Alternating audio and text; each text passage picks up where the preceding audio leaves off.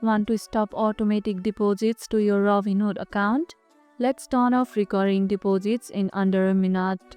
First, open the app and log into your account. Now tap on the account icon and go to transfer, or you can also search transfers in the search bar right here. Before proceeding, make sure you have verified your account.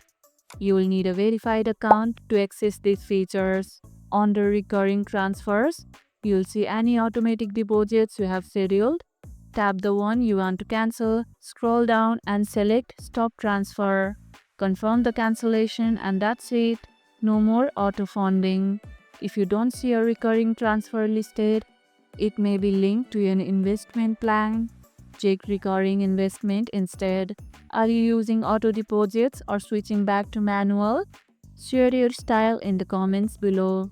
And if this video helped, hit the like button, share it, subscribe and leave a comment. Thanks for watching and I'll see you in the next one.